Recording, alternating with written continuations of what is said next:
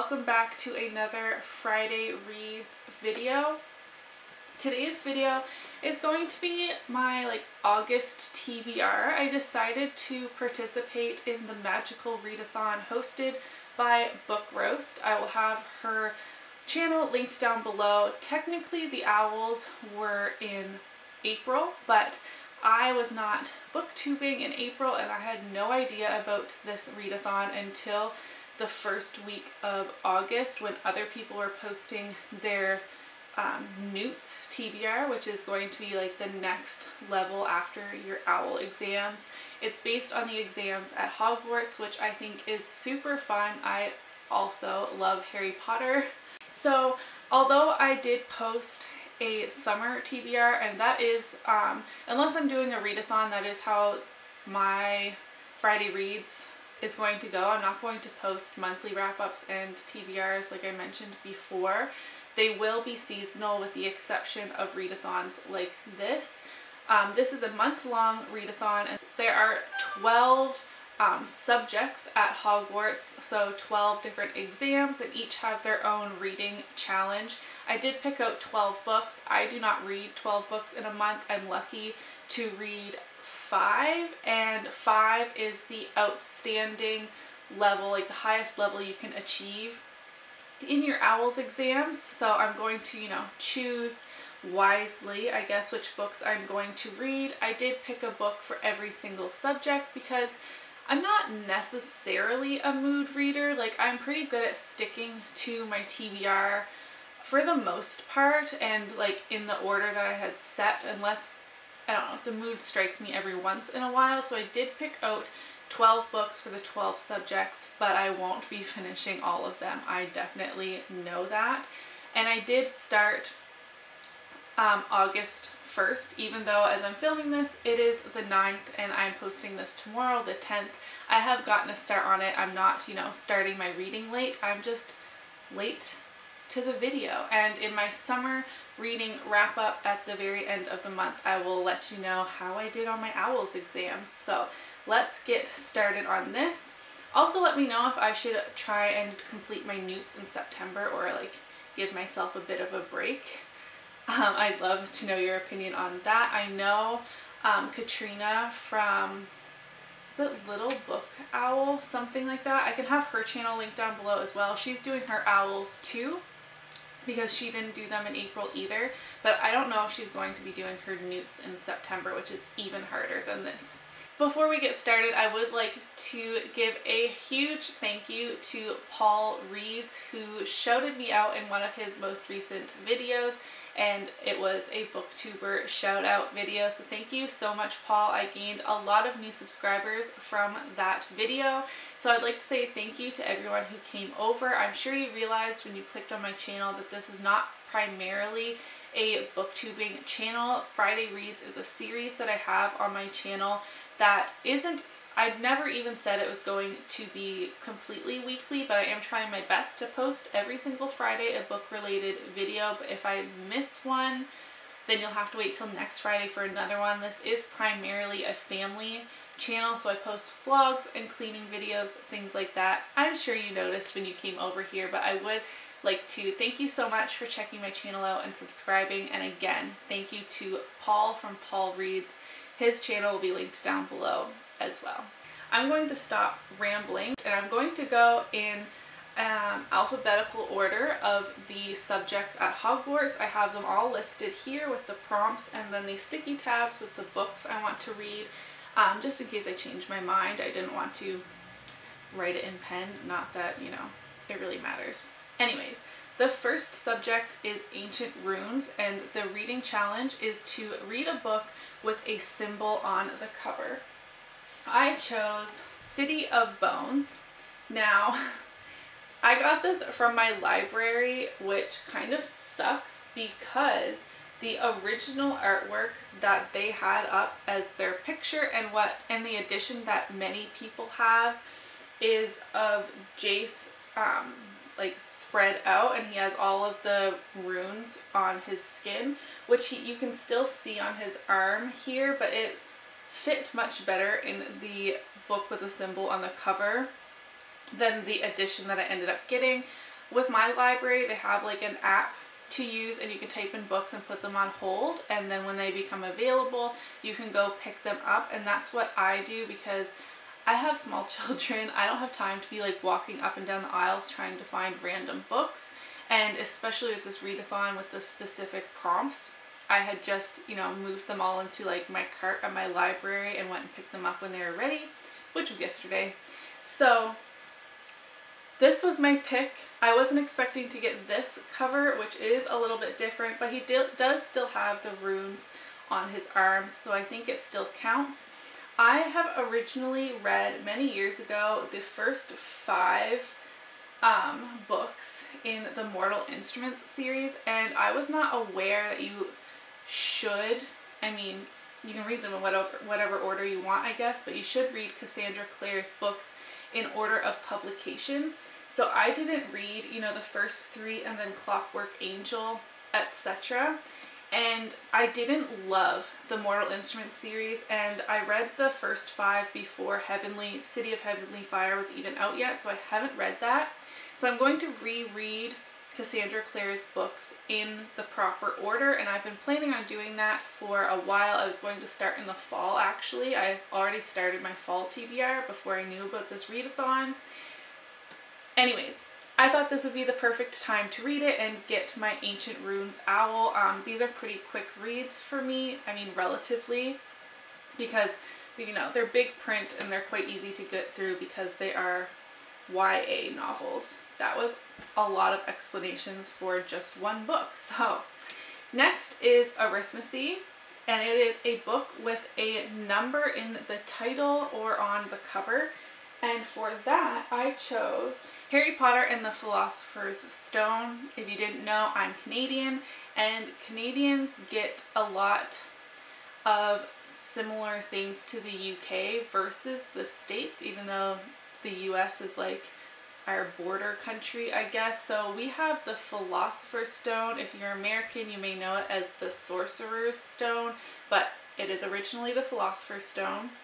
Anyways, I want to reread the entire series again. Again, this was going to be in the fall. I was going to try and read like a book per month, and this is obviously the first one. And the edition I have has platform 9 3/4 on the cover right here, which is perfect. So I've actually, this is the book I'm currently reading. I'm halfway through, and this is going to be for my Arithmancy Owls exam. Next is Astronomy, and the challenge for this is to read a science fiction novel. I couldn't decide if I wanted to start yet another series, because actually I'm going to put that on my filming schedule as series that I've started and haven't yet finished, because I was going to read the next book in the Lunar Chronicles, which I can't even remember what it is called. Is it Cress? Is Cress the next one?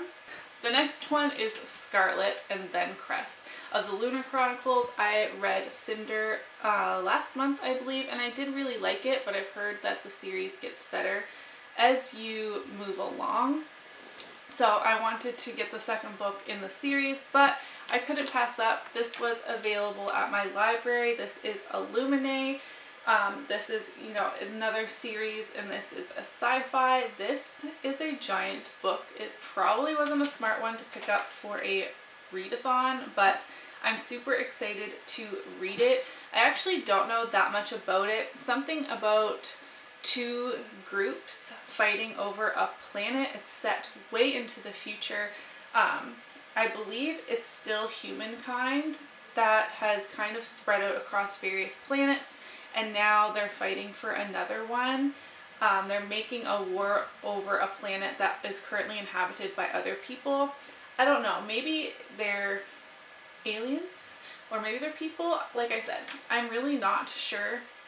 It says first survive, then tell the truth on here, and I've heard nothing but good things about this series, so I'm really excited to get to this. Hopefully I can get to it before the end of the month. All these library books that I've gotten are due back on the 29th, so I mean I can always get them out again, but they kind of go right up to pretty much the end of the readathon. Next is Care of Magical Creatures, and that is a book that includes magical creatures or features a magical creature on the cover. And for that, I had just started this on like August 2nd or something when I had discovered this readathon. And this is Harry Potter and the Cursed Child. I've already finished this book, so I already have my Care of Magical Creatures OWL exam completed. I will get into, you know, my thoughts and stuff on this book in the wrap up, but Harry Potter has magical creatures. I had never read this book before, so I wanted to finish the Harry Potter series before restarting it, even though I don't really think this belongs as being the 8th Harry Potter book. I think it should have just been like an extra, a companion to the series, if you know what I mean. But there are magical creatures in the world that this is set in, and specifically Bane the Centaur. He's a centaur, right? He's included, he has a scene in the story specifically, so I completed this book already. Next is Charms, which is a read a fantasy novel. Now, Spencer from Common Spence is hosting a read-along for the A Darker Shade of Magic trilogy by V.E. Schwab, and Books with Chloe is co-hosting it, and Books with Chloe is one of my top 2 booktube channels right now, and she's like a newer channel and I absolutely love all of her videos.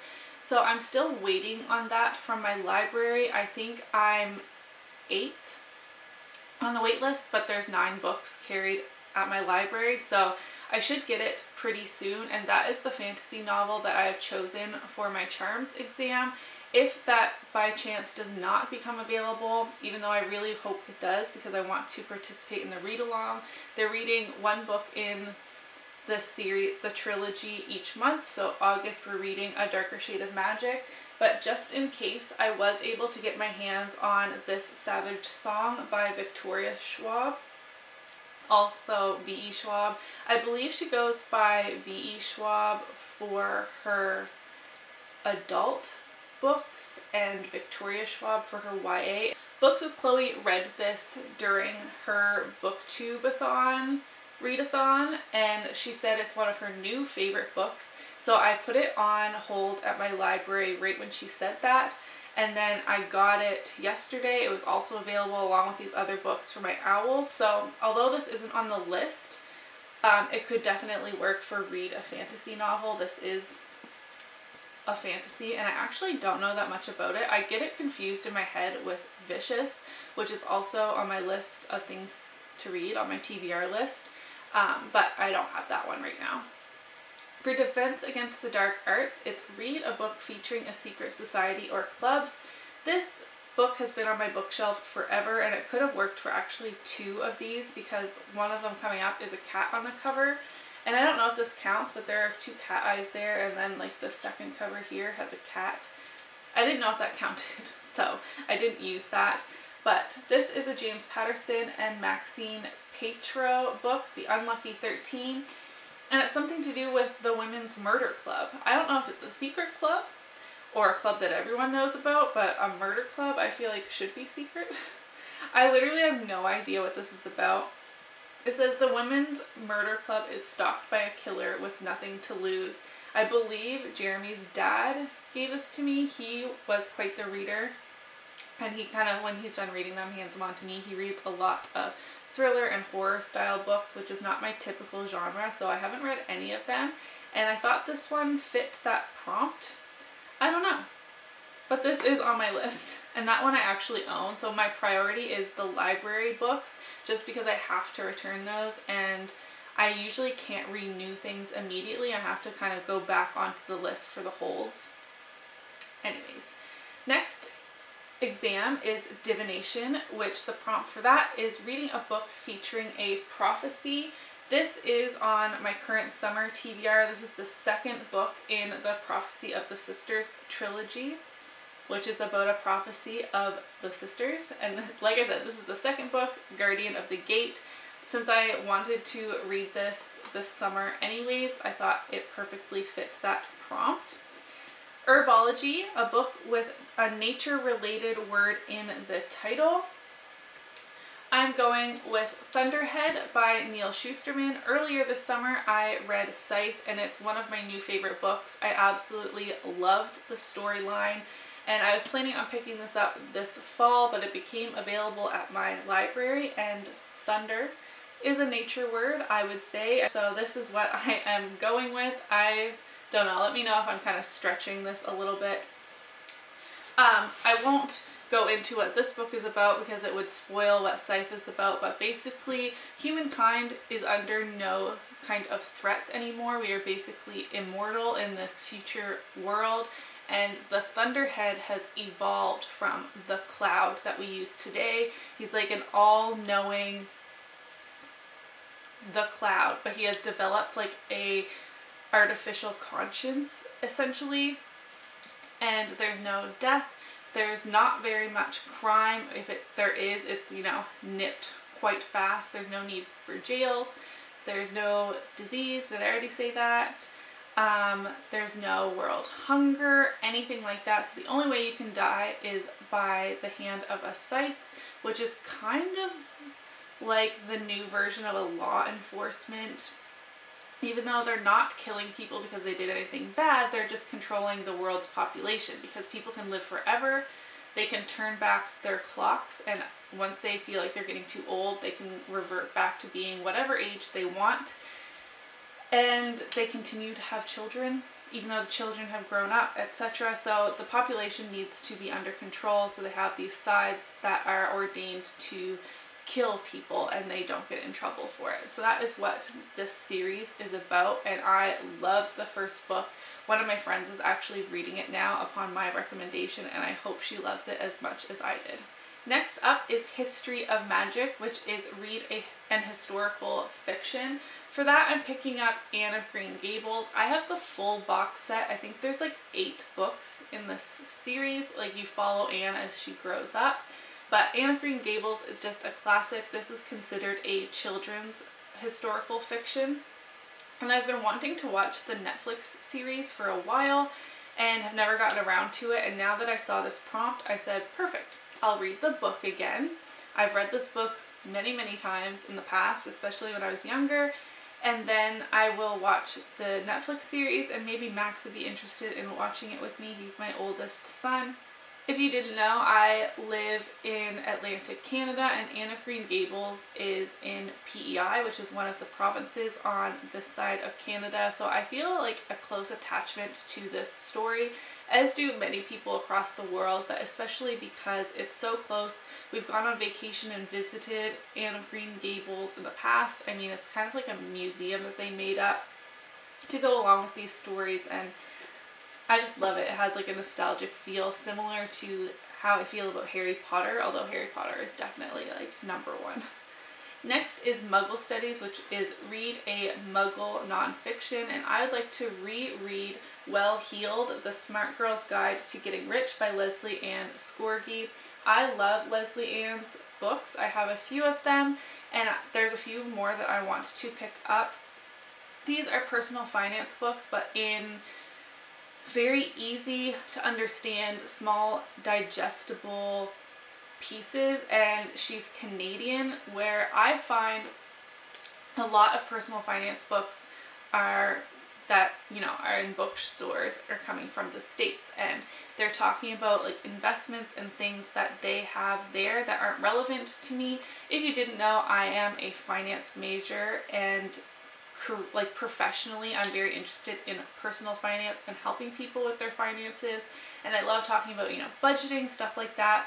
And I just want to reread this and refresh all of her points in my mind, because a lot of her theories and strategies are very similar to how I think, and I use her books as a great resource for me.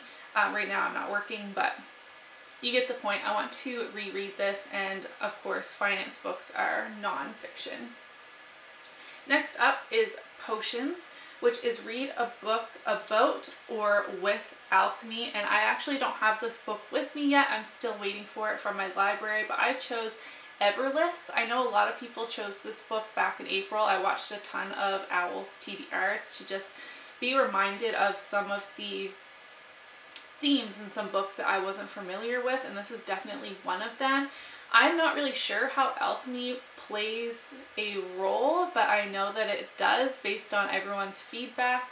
It is something about time is currency, and people can take away time from you so you die sooner, and you can trade time back and forth. I really have no idea, but I'm really intrigued by it, but I don't even have it yet, and I don't know when I will get it. So I mean, that is the 11th OWL exam. I won't get to all these books as it is. Lastly, number 12 is Transfiguration, and this is a book that deals with transfiguration or shape-shifting or similar, or a book with a cat on the cover. So I had originally wanted to use the Unlucky 13 because there's a cat, but I decided to go with Harry Potter and the Chamber of Secrets since I want to continue rereading the series anyways. And I figured a Harry Potter book qualifies for this as well. So that means I have 3 Harry Potter books out of 12 to go with my OWL's readathon. I think that's perfect. And for the Secret Society for Defense Against the Dark Arts, if I could have fit in Prisoner of Azkaban and Goblet of Fire, I would have definitely put in Order of the Phoenix for that one. But Transfiguration, shape-shifting or similar, they take the polyjuice potion in this book or in the movie where Hermione turns into the cat and they transform into other people because they messed things up. Harry and Ron do. Hermione turns into the cat, like I mentioned. Anyways, I figure that counts, right? I think so. Wow, that is a lot of books. 12 books for the month, and like I said, there's no way I will be finishing these, and I definitely wouldn't really want to finish all 12 because for Newts there are 3 reading prompts for each exam. Obviously much harder. Let me know if you are following along with the magical readathons hosted by Book Roast as well. Did you complete your OWLs in April? Are you working to complete your Newts here in August? I would love to know. Have you read any of these books that I've picked up or have any reading suggestions for me? I'd love to know that as well. Give me a thumbs up if you enjoyed today's video, subscribe if you haven't already, and I'll see you in my next one. Bye!